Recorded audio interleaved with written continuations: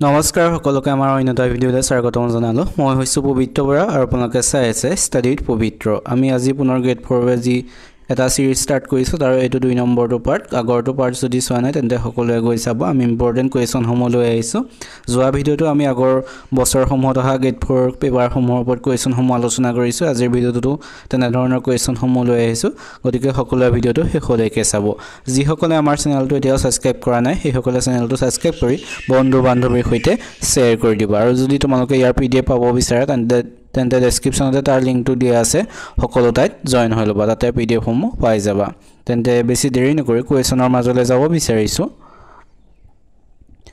বেলেগ দিনাৰ দৰে আজিৰ প্ৰথম কুৱেশ্যনটো তোমালোকৰ বাবে ৰখা হৈছে। ইয়াৰ উত্তৰটো কি হয় সকলোৱে কমেণ্ট কৰি জনাবা। কুৱেশ্যনে সুধিছে ভাৰতৰ নাইটিংগেল বুলি কাক আখ্যা দিয়া হয়? ভাৰতৰ নাইটিংগেল বুলি কাক আখ্যা দিয়া হয় সুধিছে। ইয়াত দিছে Vijayalakshmi Pandit, Sarojini Naidu, Annie Besant, mother টেৰেছাৰ। এই অপশ্যন 4টাৰ ভিতৰত কোনটো শুদ্ধ হয় সকলোৱে কমেণ্ট কৰি জনাবা। আমি তাৰ পিছত 2 নম্বৰ কুৱেশ্যনটো লৈ আহিছোঁ। 2 নম্বৰ কুৱেশ্যন সুধিছে দেৱদাস নামৰ উপন্যাসখনৰ ৰচক কোন? দেৱদাস উপন্যাসখনৰ ৰচক কোন সুধিছে। অপশ্যনৰ শুদ্ধটো হৈছে অপশ্যন বি, শৰৎচন্দ্ৰ চট্টোপাধ্যায়। শৰৎচন্দ্ৰ চট্টোপাধ্যায়ে যি দেৱদাস নামৰ উপন্যাসখন লিখিছিল। আমি তাৰ পিছত 3 নম্বৰ কুৱেশ্যনলৈ যাওঁ। 3 নম্বৰ কুৱেশ্যন সুধিছে আইফেল টাৱাৰ কোনখন চহৰত অৱস্থিত? আইফেল টাৱাৰ কোনখন চহৰত অৱস্থিত সুধিছে। ইয়াত দিছে London, Berlin, Paris, Los Angeles. ইয়াৰ ৰাইট এনচাৰটো হ'ব অপশ্যন চি, পেৰিছ। পেৰিছত আইফেল টাৱাৰ অৱস্থিত। আমি তাৰ পিছত 4 নম্বৰ কুৱেশ্যনলৈ যাওঁ। 4 নম্বৰ কুৱেশ্যনলৈ আহিছোঁ। 4 নম্বৰ কুৱেশ্যন সুধিছে ভাৰতৰ ৰাষ্ট্ৰপতিক কোনে শপত বাক্য পাঠ কৰোৱায়? ভাৰতৰ ৰাষ্ট্ৰপতিক কোনে শপত বাক্য পাঠ কৰোৱায় সুধিছে। অপশ্যনৰ শুদ্ধটো হৈছে অপশ্যন এ, ভাৰতৰ মুখ্য ন্যায়াধীশ। ভাৰতৰ মুখ্য ন্যায়াধীশে ভাৰতৰ ৰাষ্ট্ৰপতিক শপত বাক্য পাঠ কৰোৱায়। আমি তাৰ পিছত 5 নম্বৰ কুৱেশ্যনলৈ আহিছোঁ। 5 নম্বৰ কুৱেশ্যন সুধিছে ভাৰতৰ সৈন্য বাহিনীৰ মুৰব্বী কোন? ভাৰতৰ সৈন্য বাহিনীৰ মুৰব্বী কোন সুধিছে। অপশ্যনৰ শুদ্ধটো হৈছে অপশ্যন বি, ৰাষ্ট্ৰপতি। ভাৰতৰ ৰাষ্ট্ৰপতি হৈছে ভাৰতৰ সৈন্য বাহিনীৰ মুৰব্বী। আমি তাৰ পিছত 6 নম্বৰ কুৱেশ্যনলৈ আহিছোঁ। 6 নম্বৰ কুৱেশ্যন সুধিছে তলৰ কোনজনক উৰন্ত শিখ নামেৰে জনা যায়? উৰন্ত শিখ নামে তলৰ কোনজনক জনা যায় সুধিছে। ইয়াৰ অপশ্যনৰ শুদ্ধটো হৈছে অপশ্যন চি, মিলখা সিং। মিলখা সিঙক উৰন্ত শিখ নামেৰে জনা যায়। আমি তাৰ পিছৰ কুৱেশ্যনলৈ যাওঁ। তাৰ পিছৰ 7 নম্বৰ কুৱেশ্যনলৈ আহিছোঁ। 7 নম্বৰ কুৱেশ্যন সুধিছে অসম দিৱস কিমান তাৰিখে পালন কৰা হয়? অসম দিৱস কিমান তাৰিখে পালন কৰা হয় সুধিছে। ইয়াৰ অপশ্যন কেইটাৰ ভিতৰত শুদ্ধটো হৈছে অপশ্যন ডি, 2 ডিচেম্বৰ। 2 ডিচেম্বৰ তাৰিখে অসম দিৱস পালন কৰা হয়। আজি 2 অক্টোবৰ, আজিৰ দিনটো কি দিৱস হিচাপে পালন কৰা হয় সকলোৱে কমেণ্ট কৰি জনাবা। আমি তাৰ পিছত আহিছোঁ 8 নম্বৰ কুৱেশ্যনলৈ। 8 নম্বৰ কুৱেশ্যন সুধিছে দবা খেল কোনখন দেশত উদ্ভৱ হৈছিল? দবা খেল কোনখন দেশত উদ্ভৱ হৈছিল সুধিছে। ইয়াত দিছে Bharat, Greece, England, Australia. Right এনচাৰটো হ'ব অপশ্যন এ, ভাৰত। ভাৰতত দবা খেলৰ উদ্ভৱ হৈছিল। আমি তাৰ পিছৰ 9 নম্বৰ কুৱেশ্যনলৈ আহিছোঁ। 9 নম্বৰ কুৱেশ্যন সুধিছে ৰাষ্ট্ৰসংঘৰ মুখ্য কাৰ্যালয় ক'ত অৱস্থিত? ৰাষ্ট্ৰসংঘৰ মুখ্য কাৰ্যালয় ক'ত অৱস্থিত সুধিছে। অপশ্যন 4টাৰ ভিতৰত শুদ্ধটো হৈছে অপশ্যন চি, নিউয়ৰ্ক। নিউয়ৰ্কত ৰাষ্ট্ৰসংঘৰ মুখ্য কাৰ্যালয় অৱস্থিত। আমি তাৰ পিছত 10 নম্বৰ কুৱেশ্যনলৈ আহিছোঁ। 10 নম্বৰ কুৱেশ্যন সুধিছে মাই এক্সপেৰিমেণ্টছ উইথ ট্ৰুথ কোনে লিখিছিল? মাই এক্সপেৰিমেণ্টছ উইথ ট্ৰুথ এই গ্ৰন্থখন কোনে লিখিছিল সুধিছে। ইয়াৰ অপশ্যনৰ শুদ্ধটো হৈছে অপশ্যন এ, মহাত্মা গান্ধী। মহাত্মা গান্ধীয়ে লিখিছিল এইখন মাই এক্সপেৰিমেণ্টছ উইথ ট্ৰুথ। আমি তাৰ পিছত আহিছোঁ 11 নম্বৰ কুৱেশ্যনলৈ। 11 নম্বৰ কুৱেশ্যন সুধিছে আন্তঃৰাষ্ট্ৰীয় নাৰী দিৱস কিমান তাৰিখে পালন কৰা হয়? আন্তঃৰাষ্ট্ৰীয় নাৰী দিৱস কিমান তাৰিখে পালন কৰা হয় সুধিছে। অপশ্যনৰ শুদ্ধটো হৈছে অপশ্যন চি, 8 মাৰ্চ। 8 মাৰ্চ তাৰিখে আন্তঃৰাষ্ট্ৰীয় নাৰী দিৱস পালন কৰা হয়। আমি তাৰ পিছত 12 নম্বৰ কুৱেশ্যনলৈ আহিছোঁ। 12 নম্বৰ কুৱেশ্যন সুধিছে তলৰ কোনখন ৰাজ্যৰ ৰাজ্যসভালৈ সৰ্বোচ্চ সংখ্যক সদস্য নিৰ্বাচন কৰি পঠিয়ায়? ৰাজ্যসভালৈ সৰ্বোচ্চ সংখ্যক সদস্য কোনখন ৰাজ্যই নিৰ্বাচন কৰি পঠিয়াই সুধিছে। ইয়াৰ ৰাইট এনচাৰটো হৈছে অপশ্যন বি, উত্তৰ প্ৰদেশ। উত্তৰ প্ৰদেশে ৰাজ্যসভালৈ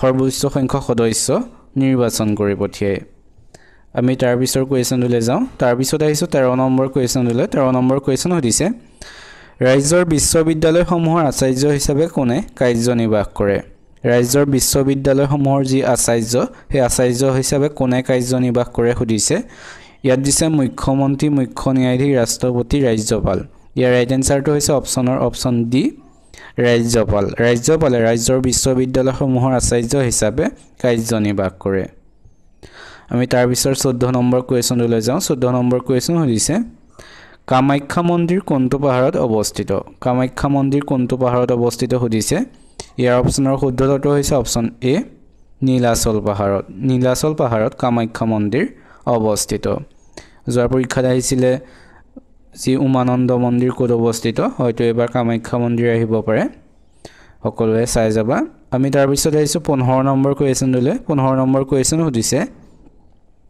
কালাৰী পায়াট্টু ভাৰতৰ কোনখন ৰাজ্যৰ পৰম্পৰাগত সমৰ কলা যি কালাৰী পায়াট্টু এয়া কোনখন ৰাজ্যৰ পৰম্পৰাগত সমৰ কলা সুধিছে অপচনৰ শুদ্ধটো হৈছে অপচন সি কেৰালাৰ এটি পৰম্পৰাগত সমৰ কলা হৈছে কালাৰী পায়াট্টু আমি তাৰ পিছৰ 16 নম্বৰ কোৱেশ্যনলৈ যাওঁ 16 নম্বৰ কোৱেশ্যনলৈ সুধিছে বিখ্যাত ইডেন গাৰ্ডেন ষ্টেডিয়ামখন ক'ত অৱস্থিত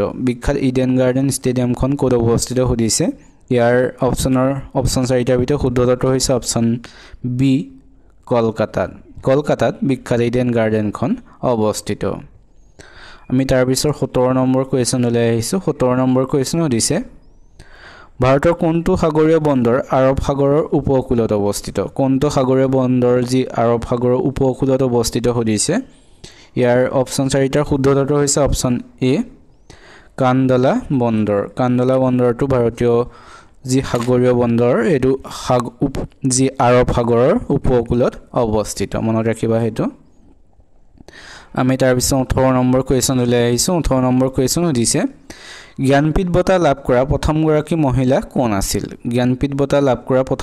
মহিলা কোন আছিল সুধিছে ইয়াত দিছে আশাপূৰ্ণা দেৱী মৈত্ৰী দেৱী সুচিত্ৰা কৃপালনী লেইলা সেট ইয়াৰ ৰাইট এনসাৰটো হ'ব অপচন এ আশাপূৰ্ণা দেৱী হৈছে জ্ঞানপীঠ বঁটা লাভ কৰা প্ৰথমগৰাকী মহিলা আমি তাৰ পিছৰ 19 নম্বৰ কোৱেশ্যনলৈ আহিছো 19 নম্বৰ কোৱেশ্যন সুধিছে সম্ৰাট অশোক কোন ৰাজবংশৰ বিখ্যাত ৰজা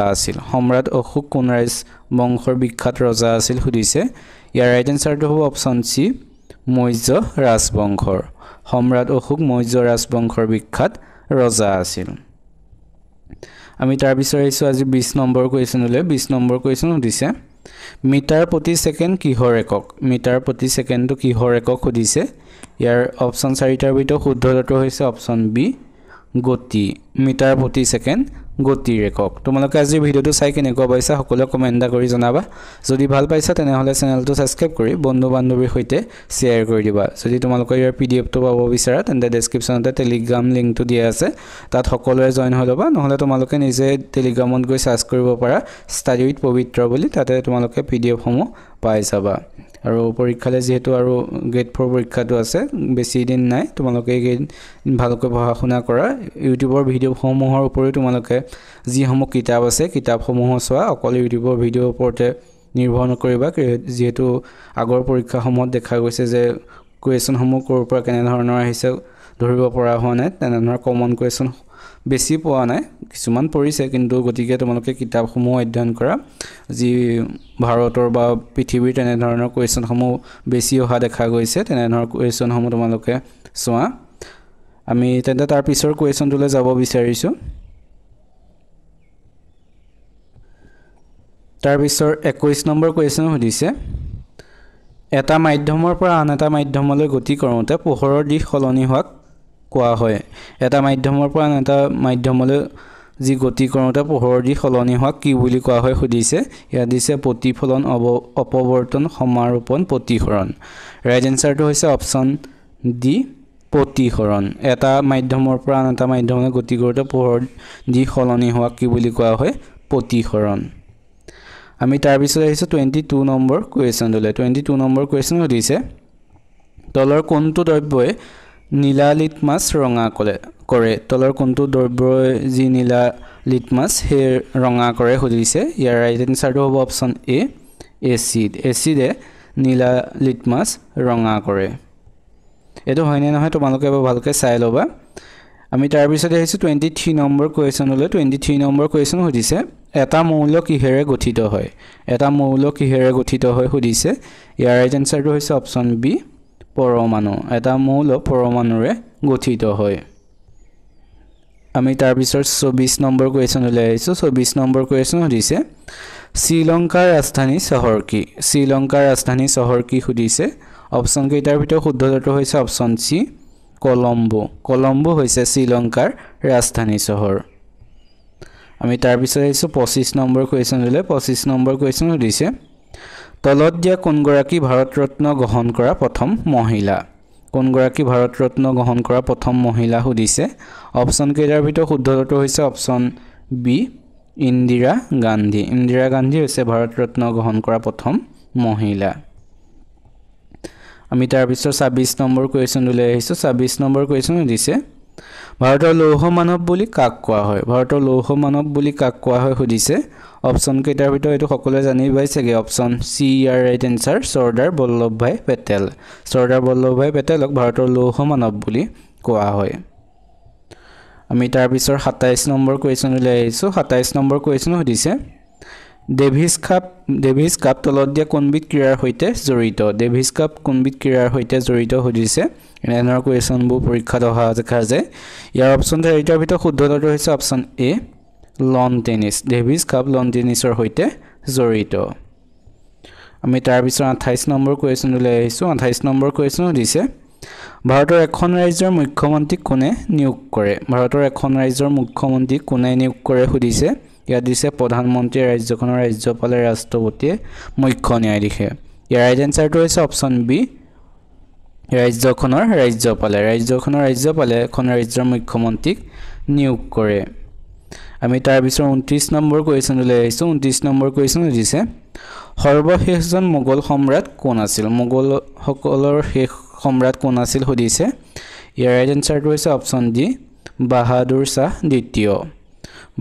শাহ দ্বিতীয় আছিল মোগলসকলৰ শেষ সম্ৰাট আমি তাৰ পিছত আজি 30 নম্বৰ কুৱেশ্যনলৈ আহিছো 30 নম্বৰ কুৱেশ্যন সুধিছে মৌৰ্য বংশ কোনে স্থাপন কৰিছিল সুধিছে ইয়াত দিছে চন্দ্ৰগুপ্ত প্ৰথম চন্দ্ৰগুপ্ত মৌৰ্য অশোক কনিষ্ক এটো সকলোৱে জানাই চাগে ইয়াৰ ৰাইট এনসাৰটো হ'ব অপচন বি চন্দ্ৰগুপ্ত মৌৰ্যই মৌৰ্য বংশ কি কৰিছিল স্থাপন কৰিছিল আমি তাৰ পিছত 31 নম্বৰ কুৱেশ্যনলৈ আহিছো 31 নম্বৰ কুৱেশ্যন সুধিছে বকুল বনৰ কবিতা গ্ৰন্থখনৰ লেখক কোন যি বকুল বনৰ কবিতা গ্ৰন্থ এই গ্ৰন্থখনৰ লেখক কোন সুধিছে ৰাইট এনসাৰটো হৈছে অপচন সি আনন্দ চন্দ্ৰ বৰুৱা হৈছে বকুল বনৰ কবিতা গ্ৰন্থখনৰ লেখক আমি তাৰ পিছত আহিছো 32 নম্বৰ কুৱেশ্যনলৈ 32 নম্বৰ কুৱেশ্যন সুধিছে পবিতৰা অভয়াৰণ্য কোনখন জিলাত অৱস্থিত আগৰ পৰীক্ষাকেইটা অভয়াৰণ্য বা ৰাষ্ট্ৰীয় উদ্যানৰ ওপৰত কুৱেশ্যন অহা